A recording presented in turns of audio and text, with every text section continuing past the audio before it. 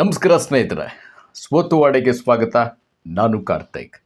ಇವತ್ತಿನ ಈ ಸಂಚಿಕೆಯಲ್ಲಿ ಪಶ್ಚಿಮ ಬಂಗಾಳಕ್ಕೆ ಸಂಬಂಧಪಟ್ಟಂಥ 3 ಸುದ್ದಿಗಳ ಬಗ್ಗೆ ಚರ್ಚೆ ಮಾಡೋಣ. OBC ರಿಸರ್ವೇಷನ್ಗೆ ಸಂಬಂಧಪಟ್ಟಂತಹ ಮಹತ್ವವಾದಂಥ ನಿರ್ಧಾರವನ್ನು ಸುವೇಂದ್ರ ಅಧಿಕಾರಿ ಸರ್ಕಾರ ತೆಗೆದುಕೊಂಡಿದೆ. OBCಯ 7% ರಿಸರ್ವೇಷನ್ ಅಂಡರಲ್ಲಿ ಬರುವಂತಹ ಇಲ್ಲಿಯ ತನಕ ಬರ್ತಾ ಇದ್ದಂತಹ 77 ಮುಸ್ಲಿಂ ಸಮುದಾಯಗಳನ್ನು ಕೈ ಬಿಡಲಾಗಿದೆ. ಇದಕ್ಕೆ ಕಾರಣ ಏನು ಮತ್ತು ಯಾಕೆ ಕೈ ಬಿಡಲಾಯಿತು ಅನ್ನೋದ್ರ ಬಗ್ಗೆ ಚರ್ಚೆ ಮಾಡೋಣ. ಇನ್ನು UCC ಜಾರಿಗೆ ಬರುತ್ತೆ ಅನ್ನುವಂತಹ ಸುದ್ದಿಗಳಿತ್ತು. ಆದರೆ 6 ತಿಂಗಳ ಕಾಲ ಒಂದು ನ್ಯಾಯಾಧೀಶರ ಅಡಿಯಲ್ಲಿ ಒಂದು ಸಮಿತಿಯನ್ನು ರಚನೆ ಮಾಡಲಾಗಿದೆ. ನಿರೀಕ್ಷೆಯಂತೆ UCCಗೆ ಯೂನಿಫಾರ್ಮ್ ಸಿವಿಲ್ ಕೋಡ್ಗೆ ತೃಣಮೂಲ ಕಾಂಗ್ರೆಸ್ ಈಗಲಿಂದಲೇ ವಿರೋಧವನ್ನು ಶುರು ಮಾಡಿದೆ. ಅದರ ಬಗ್ಗೆ ಕೂಡ ಚರ್ಚೆ ಮಾಡೋಣ. ಇನ್ನು ಈ west Bengal public safety control of anti social activity ಕಾಯ್ದೆಯನ್ನು ಜಾರಿಗೊಳಿಸಲಾಗಿದೆ. ಸದನದಲ್ಲಿ ಈ ಬಿಲ್ ಪಾಸ್ ಆಗಿದೆ. ಏನು ಈ ಕಾಯ್ದೆ? ಒಂದೇ ವಾಕ್ಯದಲ್ಲಿ ಹೇಳಬೇಕಂತ ಹೇಳಿದ್ರೆ, ಗಲಭೆಕೋರರು ಯಾರು ಗಲಭೆ ಮಾಡಿಡ್ತಾರಲ್ಲ ಅವರಿಂದ ಹಾನಿಗೆ ಒಳಗಾದಂತಹ ಪಬ್ಲಿಕ್ ಪ್ರಾಪರ್ಟೀಸ್ಗಳನ್ನು ಅವರಿಂದಲೇ ವಸೂಲಿ ಮಾಡುವಂಥದ್ದು. ಈಗಾಗಲೇ ಉತ್ತರ ಪ್ರದೇಶ, ಮಧ್ಯಪ್ರದೇಶ, ಹಲವು BJP ಆಡಳಿತ ರಾಜ್ಯಗಳಲ್ಲಿ ಇದು ಜಾರಿ ಇದೆ. ಈಗ ಪಶ್ಚಿಮ ಬಂಗಾಳಕ್ಕೂ ಸಹ ಅದೇ ಕಾಯ್ದೆಯನ್ನು ಇಂಪ್ಲಿಮೆಂಟ್ ಮಾಡಲಾಗಿದೆ. ಈ 3 ಸುದ್ದಿಗಳ ಸೇರಿದಂತೆ ಇನ್ನು ಹಲವು ಸುದ್ದಿಗಳ ಬಗ್ಗೆ ಚರ್ಚೆ ಮಾಡೋಣ, ಸ್ಪೆಷಲಿ ಪಶ್ಚಿಮ ಬಂಗಾಳಕ್ಕೆ ಸಂಬಂಧಪಟ್ಟಂತೆ. ಮೊದಲನೇದಾಗಿ OBC ಕೋಟಾದಿಂದ 77 ಮುಸ್ಲಿಂ ಸಮುದಾಯಗಳನ್ನು ಕೈ ಬಿಟ್ಟಿರುವಂಥದ್ದು.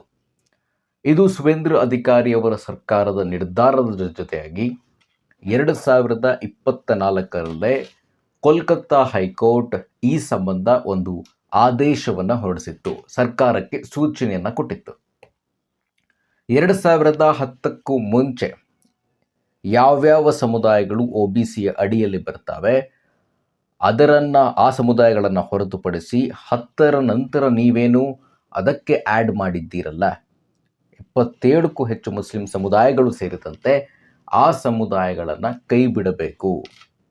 OBC ರಿಸರ್ವೇಷನ್ ಇರುವಂಥದ್ದು ಧರ್ಮದ ಆಧಾರದ ಮೇಲೆ ಕೊಡೋದಿಕ್ಕಲ್ಲ, ಸಾಮಾಜಿಕವಾಗಿ ಶೈಕ್ಷಣಿಕವಾಗಿ ಹಿಂದುಳಿದ ವರ್ಗದವರಿಗೆ ಇರುವಂಥದ್ದು. ಈ ನಿರ್ಧಾರವನ್ನು ನೀವು ತೆಗೆದುಕೊಳ್ಳಬೇಕು ಅಂತ ಹೇಳಿ TMC ಸರ್ಕಾರಕ್ಕೆ ಹೇಳಿತ್ತು. TMC ಸರ್ಕಾರ ಈ ಸಂಬಂಧ ಯಾವುದೇ ರೀತಿಯಾದಂತಹ ನಿರ್ಧಾರವನ್ನು ಪ್ರಕಟಿಸಿಲ್ಲ. ಹಾಗಾಗಿ ಈಗ ಸುವೇಂದ್ರ ಅಧಿಕಾರಿಯವರ ಸರ್ಕಾರ 24ರಲ್ಲಿ ಕೋಲ್ಕತ್ತಾ ಹೈಕೋರ್ಟ್ ಏನು ಸೂಚನೆ ಕೊಟ್ಟಿತ್ತು, 10ರ ನಂತರ ಅಂದರೆ ಮಮತಾ ಬ್ಯಾನರ್ಜಿಯವರ ಸರ್ಕಾರ ಬಂದ ನಂತರ ಓಲೈಕೆ ರಾಜಕಾರಣಗಳು ಹೆಚ್ಚಾದವು. ಹಾಗಾಗಿ ಸರ್ಕಾರಿ ಕೆಲಸಗಳಲ್ಲಿ 7% OBCಗಳಿಗೆ ಕೊಡಲಾಗ್ತಾ ಇತ್ತಲ್ಲ, ಅದರಲ್ಲಿ ಮುಸ್ಲಿಂ ಸಮುದಾಯಗಳು 77ಕ್ಕೂ ಹೆಚ್ಚು ಸಮುದಾಯಗಳನ್ನು ಸೇರಿಸಲಾಯಿತು. ಅದನ್ನು ಈಗ ಸುವೇಂದ್ರ ಅಧಿಕಾರಿಯವರು ಕೈ ಬಿಟ್ಟಿದ್ದಾರೆ. ಇದೇನು ಆಶ್ಚರ್ಯ ಸೂಚಕ ಚಿಹ್ನೆ ಏನಿಟ್ಟು ನೋಡುವಂಥ ಸುದ್ದಿಯಲ್ಲ, ಕೋರ್ಟ್ನ ಆದೇಶ ಕೂಡ ಇತ್ತು. ಜೊತೆಗೆ ಸುವೇಂದ್ರ ಅಧಿಕಾರಿ, BJP ಸರ್ಕಾರ ಇವೆಲ್ಲವೂ ಕೂಡ ನಿರೀಕ್ಷಿತ ಅಂತಾನೆ ಹೇಳ್ಬೋದು. OBCಯಲ್ಲಿ ಮುಸ್ಲಿಂ ಸಮುದಾಯಗಳೇ ಇಲ್ವಾ ಈ ಪ್ರಶ್ನೆಗಳು ಎದುರಾದಾಗ 2010ಕ್ಕೂ ಮುಂಚೆ ಇದ್ದಂತಹ ಮುಸ್ಲಿಂ ಸಮುದಾಯಗಳು ಆ OBCಯ ಅಡಿಯಲ್ಲಿ ಬರ್ತವೆ. 10ರ ನಂತರ ಮಮತಾ ಬ್ಯಾನರ್ಜಿ ಸರ್ಕಾರ ಆ್ಯಡ್ ಮಾಡಿದಂಥದ್ದನ್ನು ತೆಗೆದು ಹಾಕಲಾಗಿದೆ, ಅವರಿಗೆ ಕೊಡಲಾಗಿದೆ. ಅಲ್ಲಿ ಜೋಲಾ, ಫಕೀರ್, ಹಜಾಮ್ ಹಲವು ಸಮುದಾಯಗಳನ್ನು ಅಂದರೆ ಮುಸ್ಲಿಂ ಸಮುದಾಯಗಳ ಒಳಗಡೆ ಬರುವಂತಹ ಸಣ್ಣ ಪುಟ್ಟ ಸಮುದಾಯಗಳನ್ನು ಕೈ ಬಿಡಲಾಗಿದೆ. ಇನ್ನು UCCಯ ವಿಚಾರಕ್ಕೆ ಬರೋದಾದರೆ 2-3 ದಿನಗಳ ಹಿಂದೆ ನಾನು ಹೇಳಿದ್ದೆ, ಬಹುತೇಕವಾಗಿ ಯೂನಿಫಾರ್ಮ್ ಸಿವಿಲ್ ಕೋಡ್ ಪಶ್ಚಿಮ ಬಂಗಾಳದಲ್ಲಿ ಜಾರಿಯಾಗುವಂಥ ಸಾಧ್ಯತೆ ಹೆಚ್ಚಿನ ಪ್ರಮಾಣದಲ್ಲಿದೆ ಅಂತ. ಏಕೆ ಅಂತ ಹೇಳಿದ್ರೆ, ಮೊದಲನೇದಾಗಿ BJP ಸರ್ಕಾರ ಸುವೇಂದ್ರ ಅಧಿಕಾರಿಯವರು ಹೋಗ್ತಾ ಇರುವ ಸ್ಪೀಡನ್ನು ನೋಡ್ತಾ ಇದ್ದರೆ ಈ ರೀತಿಯಾದಂತಹ ನಿರ್ಧಾರಗಳನ್ನು ನಾವು ನಿರೀಕ್ಷೆ ಮಾಡ್ಬೋದು. ಅದೇ ರೀತಿಯಾಗಿ 6 ತಿಂಗಳ ಒಳಗಾಗಿ UCC ಜಾರಿಯಾಗುವಂಥ ಸಾಧ್ಯತೆ ಇದೆ. ನಿನ್ನೆ ಈ ಸಂಬಂಧ ಸುವೇಂದ್ರ ಅಧಿಕಾರಿಯವರು ಚರ್ಚೆಯನ್ನು ನಡೆಸಲಿಲ್ಲ.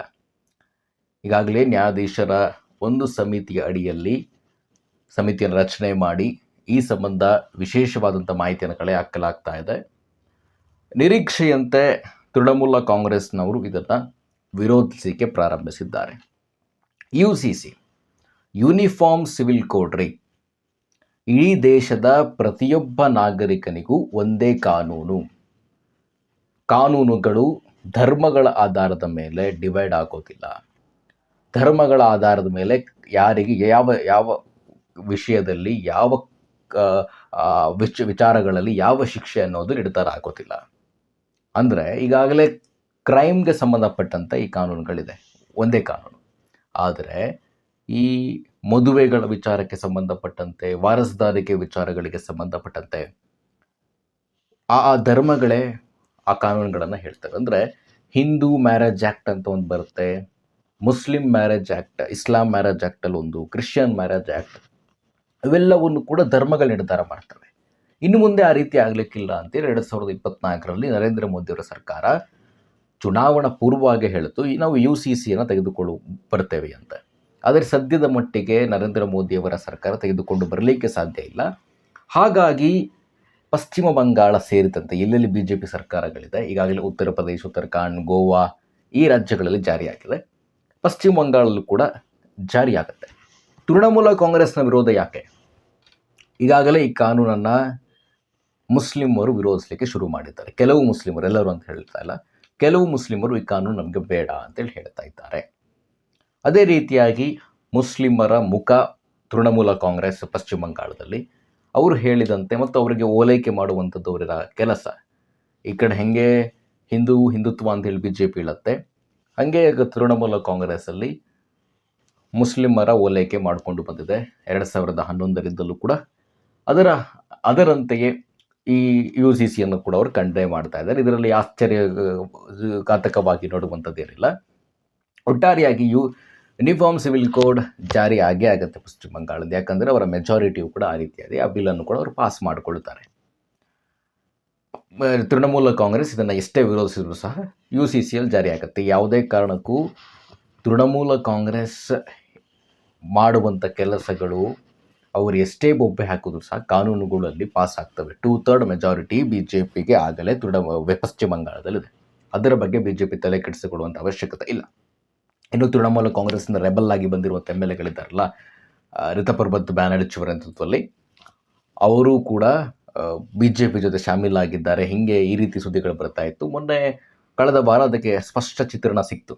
BJP ಸುವೇಂದ್ರ ಅಧಿಕಾರಿ ಮೊದಲನೇದಾಗಿ ಟಾರ್ಗೆಟ್ ಮಾಡಿದ್ದೆ ಬಂಡಾಯ ಎದ್ದಿ ಬಂದಂಥವ್ರನ್ನ, TMCಯಿಂದ ಬಂಡಾಯವಾಗಿ ಬಂದಂಥವ್ರನ್ನ. ಅವರು BJPಯಲ್ಲಿ ಜಾಗ ಹುಡುಕಲಿಕ್ಕೆ ಪ್ರಯತ್ನ ಪಡ್ತಾ ಇದ್ರು. ಈ ರಿತಪರ್ಬತ್ ಬ್ಯಾನರ್ಜಿಯ ಇತಿಹಾಸವನ್ನು ನೀವು ತಿಳಿದುಕೊಂಡ್ರೆ ಗೊತ್ತಾಗುತ್ತೆ.